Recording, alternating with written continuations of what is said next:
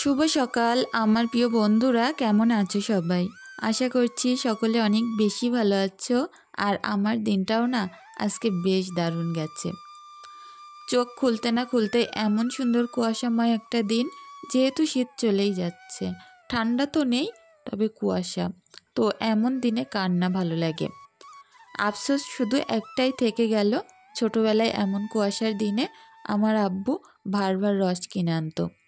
আমরা সবাই মুড়ি দিয়ে খেতাম, সেটা আর হলো না। তো যাই হোক, ছোটোবেলার দিনগুলো একরকম আর এখনকার দিনগুলো আরেক রকম। তো এক একটা সময় জীবনের এক এক রকম স্বাদ গ্রহণ করার থাকে, আর সেটাই পাচ্ছি। হয়তো এর থেকে কিছুদিন বাদে গিয়ে বলবো আগেকার সময়টা অনেক সুন্দর ছিল। তো কুয়াশাটা কাটতে না কাটতেই আমার কাজে লেগে পড়েছি। তো কুয়াশার সময় না একটু বসে থাকতে, একটু চা খেতে ভালো লাগে। তো যাই হোক, তারপরে কাজে লেগে পড়েছি সকাল সকালই। আর এখন দেখো অনেকগুলো জামা কাপড় নিয়ে এসেছি। একটা বড় বেডশিটও আছে, সবটাই খুব সুন্দরভাবে দারুণ করে কেচে পুরো পরিপাটি করে নেব।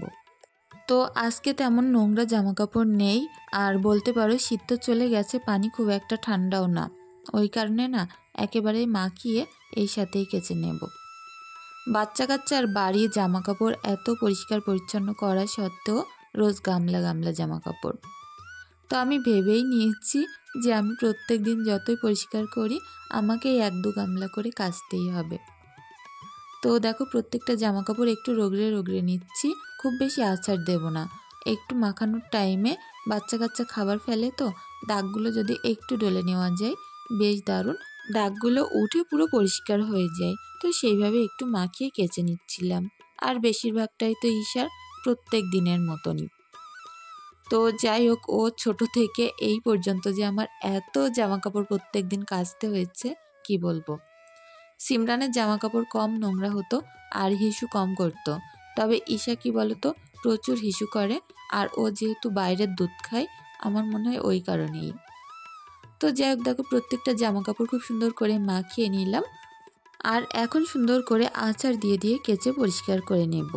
একটা জায়গায় যাওয়ার থাকলে আমি এভাবেই কাজকর্ম পরিপাটি করে গুছিয়ে রেখেই তারপরে বার হই। তো আজকে এমন এক জায়গায় যাব, তোমাদের সঙ্গে অবশ্যই শেয়ার করব। তোমরা পাশে থেকো, আশা করছি তোমাদের বেশ ভালোই লাগবে। কোথাও যাওয়ার আগে সংসারটাকে আগে সুন্দর করে পরিপাটি করি। তো দেখো এদিকে আমার মেয়ে দেখছিল আমার অনেক কষ্ট হচ্ছিল, তাই ঘর থেকে টুল এনেছে।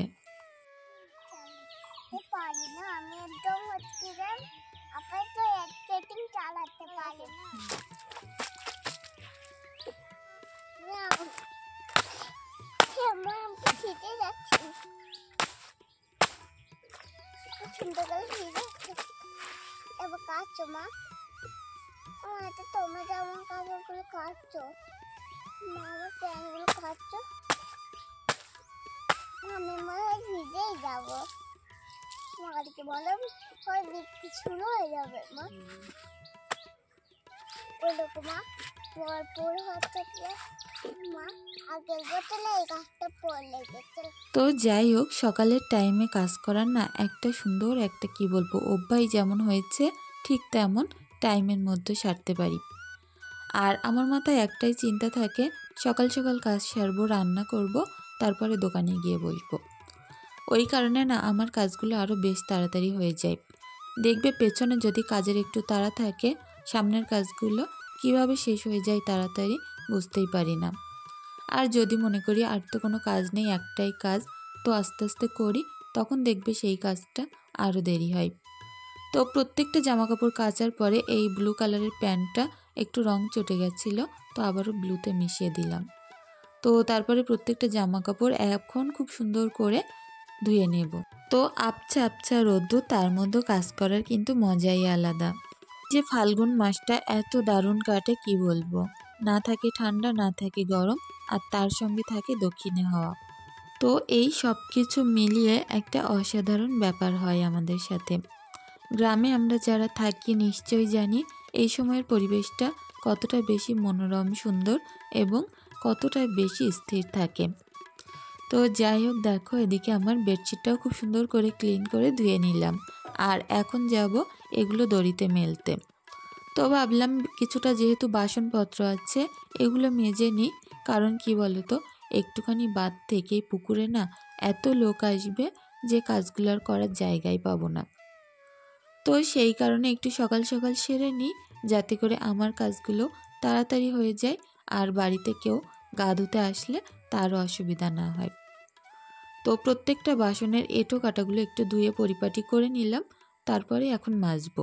তো প্রত্যেক দিন আমি এভাবে এঁটো বাসন একবার ধুয়ে নিই, তারপরেই ছাই দিয়ে মাজি। তো যাই হোক, দেখো ছাই দিয়ে মাজছে আর বেশ দারুণ চকচকে করবে। তো দুপুরে রান্নাবান্না অনেক কিছুই করার আছে, আর হাজব্যান্ড একটু মাংস পাঠিয়েছে। ভাবছি সকাল সকালই টান্নাগুলো একেবারে সেরে নিই, হাজব্যান্ড আবার দোকান থেকে চলে গেলে আমার দোকানে বসতে হবে। তো বললো একটু তাড়াহুড়ো করে রান্না করতে, আর বিকালবেলা আমার বান্ধবীর বাড়িতে যাব। অবশ্যই তোমরা সাথে থেকো, কতটা বেশি মজা করেছি আমরা আজকের ভিডিওতে দেখতে পাবে। তো এদিকে দেখো বাসনগুলো খুব সুন্দর করে রগড়ে রগড়ে একটু মেজে নিচ্ছি, আর এখন ধুয়েও নেব। পুকুরে কাজ করতে গেলে না একটু সাবধানতা অবলম্বন করেই কাজ করতে হয়, তা না হয় নিচেই পড়ে যাওয়ার তো ভয় থাকে। আমার না মাজতে গিয়ে কতবার হাফ স্লিপ করে কতগুলো বাসন নিচেই পড়ে গেছে। তো সেই কারণে না এখন হাতটাকে খুব সুন্দরভাবে আস্তে আস্তে কাজ করে জিনিসপত্রগুলো গুছিয়ে রাখার চেষ্টা করি, যাতে করে না পড়ে পুকুরে। আর এই যে কড়াটা সুন্দর করে একটু ডলে নেব, তলাটায় প্রচুর কালি। তো তেল চিটে কড়াই কালি মাজতে গেলে কতটা কষ্ট হয় জানো তো? তবে আমার একদমই কষ্ট হয় না একটাই কারণে, যে আমি পাইপের উনুনে রাঁধি। কারণ পাইপের উনুনে কিন্তু খুব একটা কালি পড়ে না, আর যদিও বা পড়ে তলায় সামান্য একটু গোল করে। আর আমি যেহেতু কাঠ দিয়ে জাল দিই, কাঠের জালে কিন্তু কালি অনেকটাই কম পড়ে। তো যাই হোক বন্ধুরা, দেখো সানটানগুলো একটু ধুয়ে নিচ্ছি, আর সাথে সাথে বাসনগুলোও ধুয়ে নিচ্ছি। ঘরে এখনও পর্যন্ত অনেকটা কাজ পড়ে আছে, শুধু ঘুম থেকে উঠেই সিমরা নিশাকে একটু খাইয়ে নিয়েছি।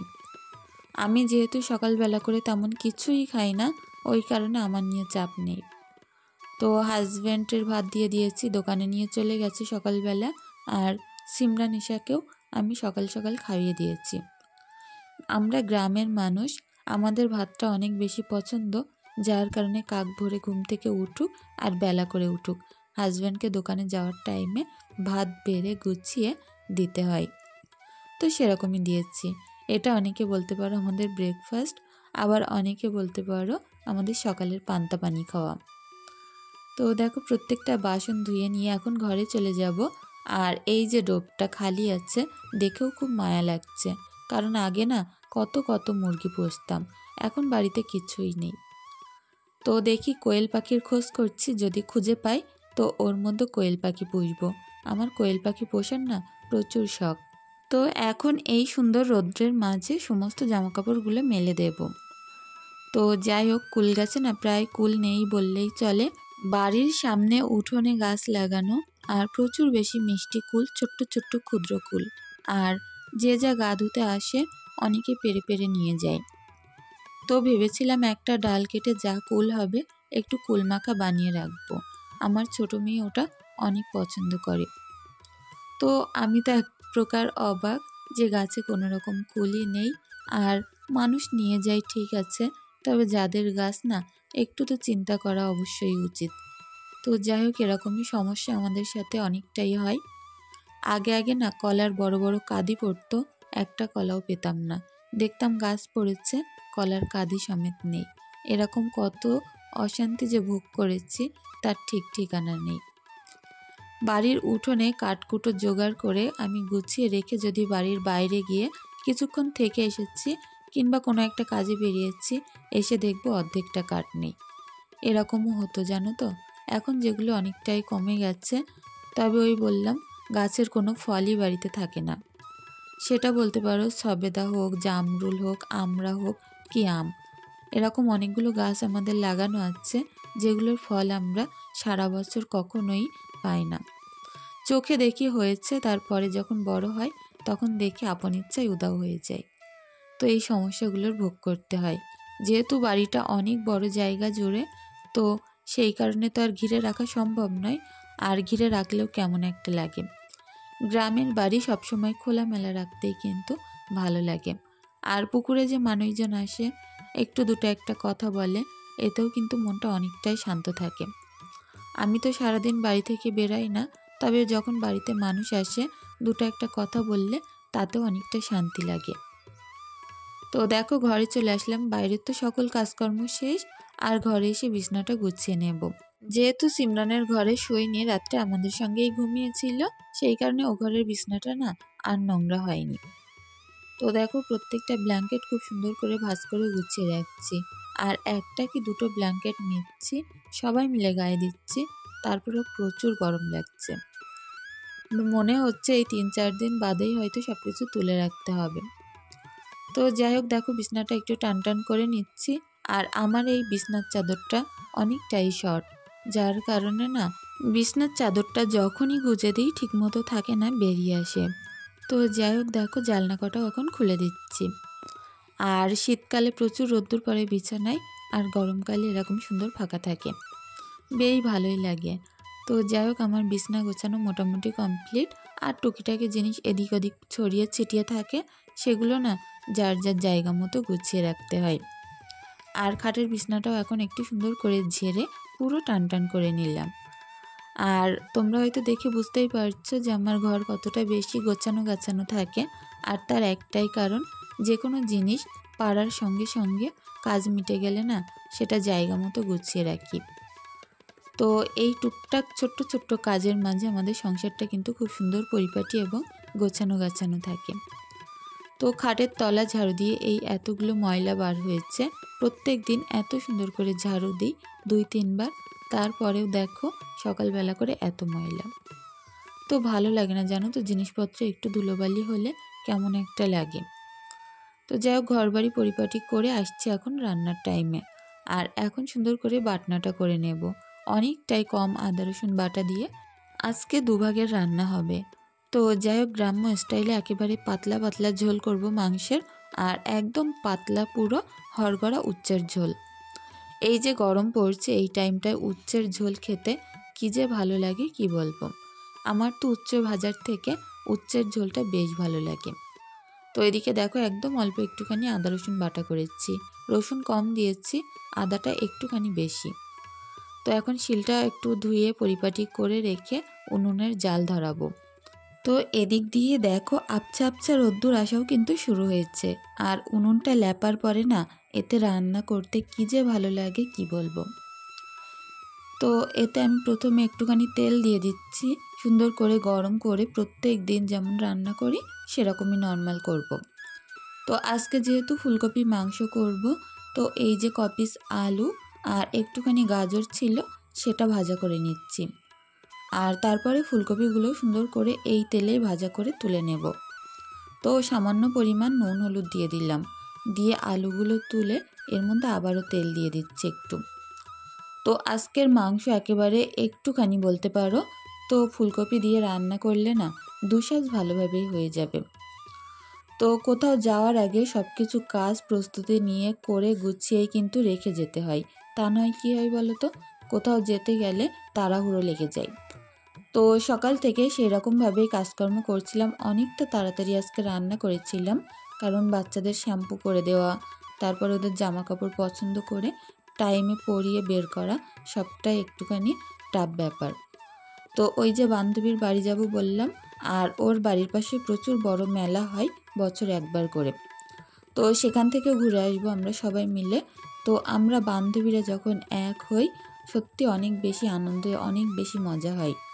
তো সেই কারণে মাঝে মধ্যেই মাইন্ডটাকে ফ্রেশ করার জন্য আমরা একটুখানি বাইরে বার হই, আর এটা আমাদের হাজব্যান্ডদেরও অনেকটাই বেশি পছন্দ। আমার যেহেতু বাপের বাড়ি এপাড়া ওপাড়া, আমি তো যেয়ে সেরকম থাকতে পারি না, আর যাওয়াও হয় না, গিয়ে হয়তো 10 মিনিট 5 মিনিট গল্প করেই চলে আসি। তো সেই কারণে মাঝে মধ্যেই আমরা এরকম ঘুরতে বার হই। তো এদিকে দেখো সুন্দর করে ফুলকপি আলু মাংসটা বসিয়ে দিয়েছি, আর এখন সুন্দর করে একটু কষানো পানি দিয়ে দেব। বেশ দারুণ লাগে জানো তো ফুলকপি দিয়ে মাংস দিয়ে। আমি যখন মাংস রান্না করি ফুলকপি মাঝে মধ্যেই অ্যাড করি, কারণ ওটার সঙ্গে ভাত দিয়ে মেখে মাংস নিয়ে খাওয়ার মজাই আলাদা। তো দেখো কত তাড়াতাড়ি রান্নাটা হয়ে যাচ্ছে, উনুন তো ওই কারণে। ভাতটা নামিয়ে দিলাম। আর এদিকে করব উচ্ছে আলুর একেবারে পাতলা ঝোল। আর এই যে উচ্ছে আলুর পাতলা ঝোলটা, এটা আমার হাজব্যান্ড যেমন বেশি পছন্দ করে, তার থেকে বেশি আমি পছন্দ করি। আমি উচ্ছে ভাজার থেকে না এরকম একেবারে হরগড়া পাতলা ঝোল হবে উচ্ছের, তো সেটা বেশ ভালো লাগে। তো তার জন্য উচ্ছেটাকে এরকম পেঁয়াজ আদা রসুনের মধ্যে নুন হলুদ দিয়ে বেশ অনেকক্ষণ যাবৎ এইভাবেই নেড়েচেড়ে ভাজতে থাকবো। পুরোপুরি মোটামুটি ভাজাভাজি হয়ে যাবে, তারপরে একে আমি সিদ্ধ হওয়ার জন্য পানি দেব। তো দেখো অনেকক্ষণ যাবৎ নাড়াচাড়া করে আলুগুলো প্রায় সিদ্ধ হয়ে এসছে। আর এখন একটুখানি কষানো পানি দিলাম, এটা দিয়ে কষিয়ে একেবারে হরগড়া ঝোল দিয়ে দেব। আর এদিকে বেশ খানিকটা পানি বেরিয়েছে মাংসের ভিতর থেকে, আর সেটাও নাড়তে নাড়তে পুরো শুকিয়ে নিলাম। আর এদিকে যে উচ্ছেটা ছিল সেটাও নাড়তে নাড়তে পুরো শুকিয়ে এসছে। দুটো সবজিই না আজকে একসঙ্গে নামিয়ে নেব। তো দেখো এদিকে উচ্ছে আলুর ঝোল দিলাম, আর এদিকে মাংসের মধ্যে ঝোল দিলাম, একটু পাতলা পাতলা ঝোল করব। আর এই রান্না বান্নাগুলো সারতে না সারতেই একেবারে গুছিয়ে নেব, বাচ্চাদেরকেও গুছিয়ে দেব। সিমরান তো জামা প্যান্ট পরা শুরু করে দিয়েছে, আর ঈশাকে ওর পাপা নিয়ে আসছে, ওর পাপার সঙ্গে হেঁটে বেড়াচ্ছিল এদিকে। তো দেখো হাজব্যান্ডও আমার কিছু কিছু কাজে এরকম সাহায্য করে। তো জামা কাপড়গুলো একটু উল্টে পাল্টে দিয়েছিল, আর আমি গুছিয়ে ডাইরেক্ট চলে এসেছি বান্ধবীর বাড়িতে। ওর বিড়ালটা দেখো কতটা বেশি কিউট, আর দুটো চোখ দেখো 2 কালারের। তো যাই হোক, ঈশা তো প্রচুর বেশি আনন্দ করে ওদের বাড়িতে আসলে, কারণ এখানে ওর মেয়ের সঙ্গে খেলা করে, এখানে এই বিড়ালের সঙ্গে খেলা করে। আর আমি ওর গায়ে হাত দিচ্ছিলাম, বেশ ভালো লাগছিল। তারপরে আমরা এখন সবাই মিলে মেলায় চলে আসলাম। আর ঈশা দেখো এক বোঝা এই যে হাঁড়িকুড়ি নিয়েছে, আর এত বেশি আনন্দ হয়েছে আজকে কি বলবো। আমরা 3 বান্ধবী যখন একসঙ্গে বার হই, আমাদের সময়সীমার কখনোই হিসাব থাকে না। আমরা কখন বার হই কখন বাড়িতে ফিরি তার কোনো ঠিক ঠিকানা থাকে না। পুরো মেলা এতটাই বড়, ঘুরে ঘুরে ঘুরে ঘুরে আজকে এই এত রাত হয়ে গেছে কি বলবো। তো তারপরে বাড়িতে আসবো, যেহেতু আমার বাড়ি থেকে আমার বান্ধবীর বাড়ি খুব একটা বেশি দূরত্বে না। তো ঈশার অবস্থা দেখো। আর এখন বান্ধবী আমাদেরকে সবাইকে এখন এই যে চা খাওয়াচ্ছে, বেশ দারুণ চা, এটা বাটার দেওয়া। অনেক কিছু খেয়েছি জানো তো, আর সবটাই খাইয়েছে পুরো বান্ধবীরা সবাই মিলে। তো এইভাবে খাওয়া দাওয়া কমপ্লিট করে আজকে অনেক জিনিসপত্র কেনাকাটা করেছি বলতে পারো, সেগুলো তোমাদের সঙ্গে শেয়ার করব। আর এটা হচ্ছে গন্ধরাজ মোমো, যেটা এখন সবাই খাচ্ছে। তো আমাদের 3 বান্ধবীর 3টে এই যে বাচ্চা বসে বসে এখানে খাওয়া দাওয়া করছে, আর ওরা তো আরও বেশি আনন্দ করেছে। ডায়েট করছে রূপা, সেই কারণে ও মোমো খেলো না। আর রূপার ডায়েট দেখে আমিও মোমো খেলাম না। আর এই সুস্মিতা সেখান থেকে গিলে যাচ্ছে, সেখান থেকে কিন্তু গিলে যাচ্ছে। আপনারা কমেন্ট করে অবশ্যই জানাবেন, যে একে কি করা যায়, বাড়ি রাখা যায়